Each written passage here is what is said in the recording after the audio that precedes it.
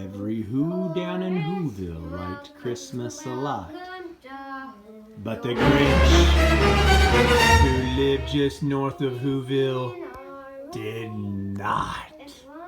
The Grinch hated Christmas, the whole Christmas season. Now please don't ask why. No one quite knows the reason. It could be that his head wasn't screwed on just right. Or maybe, perhaps, his shoes were too tight. But I think the most likely reason of all would have been that his heart was 2 sizes too small. But whatever the reason, his heart or his shoes, he stood there on Christmas Eve, hating the Who's. And they're hanging their stockings. He snarled with a sneer. Tomorrow's Christmas is practically here. Then he frowned with his drenched fingers nervously drumming. Must find some way from keep Christmas from coming. For tomorrow he knew all the Who girls and boys would wake bright and early and rush to their toys. And then all the noise. That's one thing he hated, was all the noise. And then the Who's, young and old, would all sit down and feast. And they'd feast and they'd feast and they'd feast. And they'd feast on Who pudding and rare Who roast beast. Roast beast is the feast that I can't stand for the least. Then those Who's would do something that he hate most of all. All the Who's down in Whoville, the tall and the small, would stand close together with Christmas bells ringing. They'd stand hand in hand, and those Who's would start singing. And they'd sing, and they'd sing, and they'd sing. And the more the Grinch thought of this whole Christmas sing, the more the Grinch thought, I must stop this whole thing. Now with 53 years I've put it up with now. I must stop this Christmas from coming. But how? Then he got an idea. An awful idea. The Grinch got a wonderful, awful idea. I know just what to do. The Grinch laughed in his throat. Then he made a quick Santa Claus hat and a coat. Then he chuckled and clucked, what a great Grinchy trick. With this coat and this hat, I'll look just like Saint Nick. My name is a reindeer. And the Grinch looked around, but since reindeer scarce there was none to be found. Did that stop the old Grinch? No! The Grinch simply said, If I can't find a reindeer, I'll make one instead. So he called his dog Max. And he got some red thread. Then he tied a big horn to the top of his head. Then the Grinch said, and the Grinch started down toward the home where the Who's lay a snooze in their town. All the windows were dark. Quiet snow filled the air. All the Who's were all dreaming sweet dreams without care. When he arrived at the first little house on the square.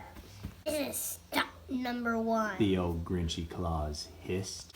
Then he climbed to the roof, empty bags in his fist.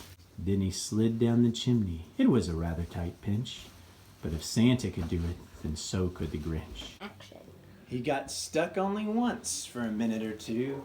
Then he stuck his head out of the fireplace flue. Were the Who's little stockings all hung in a row? These stockings, he said. That are the first things to go. Then he slithered and slunk with a smile most unpleasant around the whole room, and he took every present. You're a mean one, Mr. Grinch.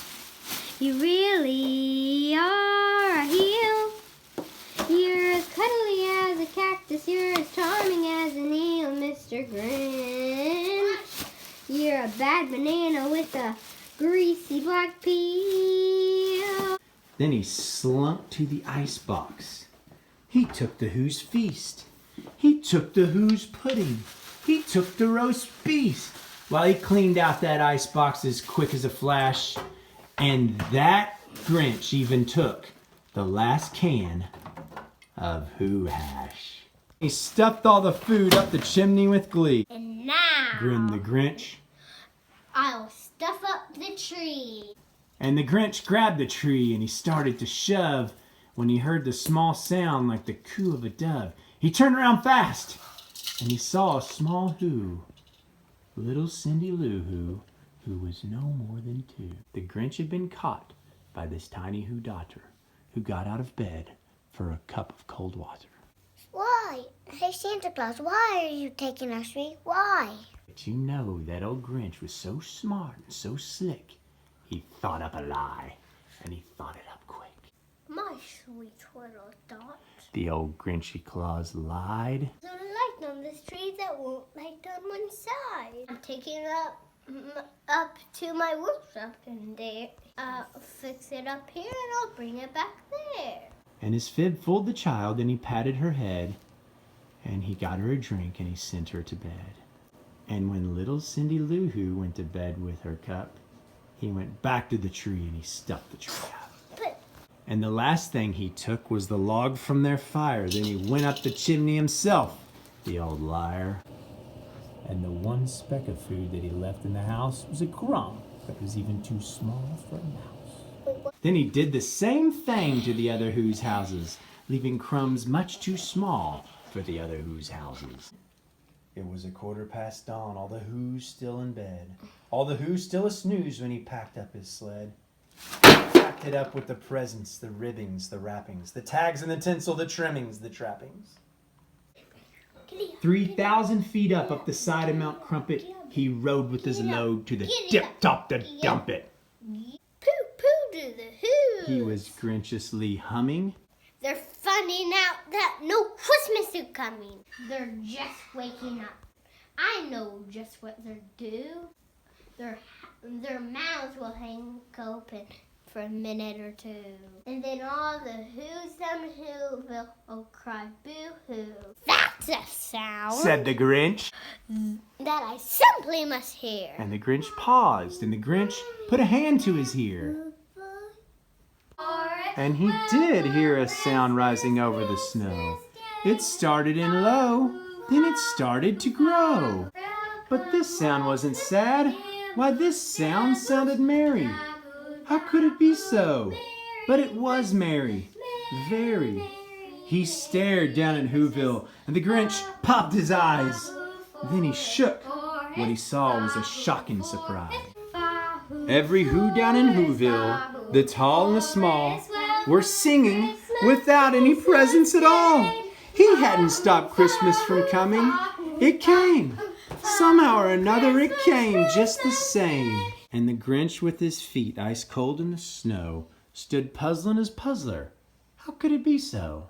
It came without ribbon. It came without tag. It came without packages, boxes, or bags. And he puzzled 3 hours till his puzzler was sore. Then the Grinch thought of something he hadn't before. Maybe Christmas, he thought, doesn't come from a store. Maybe Christmas perhaps means a little bit more. And what happened next? Well, in Whoville they say that the Grinch's small heart grew 3 sizes that day. And the moment his heart didn't feel quite so tight, he whizzed with the load through the bright morning light. And he brought back the presents. He brought back the feast. And he himself called the roast beast.